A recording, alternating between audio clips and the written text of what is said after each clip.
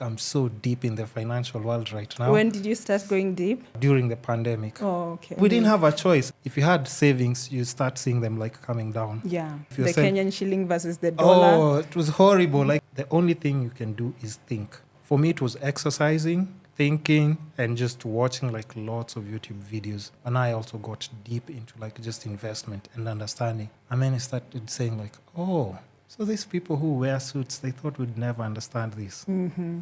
Like, oh, this is interesting. This is nice. This is very interesting. I was like, oh. So people go and study A, B, C, and D so that they can be able to do this. But not to knock anyone off with that, but I'm just saying like I learned so much, whether if it's in banking, investing, and just long-term financial goals that anybody can learn in university. Yeah. But what they learned, they might not be able necessarily to apply in the modern ways of how things are evolving every single day. I was in a business class because I did business management. And let me tell you, the whole 4 years, campus years, I didn't know what a bond is. Public universities, I'm sorry to say, it's just games. What were you studying? Business management. We had finance, we had accounting, we had everything. So you learned money market funds. I don't know. I came to know about these things in the world. I always wanted to do masters and PhD, but after watching YouTube videos, I'm just like... It's a waste of time, money. I'm sorry to say. Here's the thing. If you're in campus and you're learning about finance, business, money, if you give me that money, I can do a better job. Within probably a year.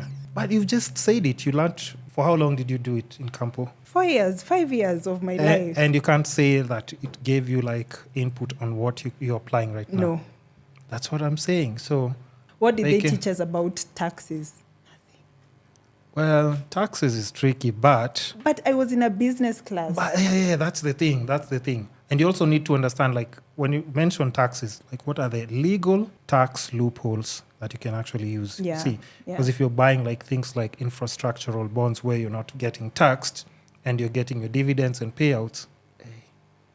I think the education system needs to do better, but then they can't do better because they can't teach you how to be financially literate because they want to get the money from you through so many things like mortgages, loans. You know how many? Student loan. Somebody, I want to mention them, but there's somebody who's always calling me like, yo, you can take a loan. But I'm like, I don't need one. Why do you want me to take? I don't need one. But also, like, there's some ways you can use a loan to, grow yourself. And exactly. So you need to understand but not just somebody telling you like, just take a loan. Take a loan, buy a car. Yeah, exactly. The car is not even for business. It's just a liability. To go to Vasha. No, we are not doing that. We're not doing that.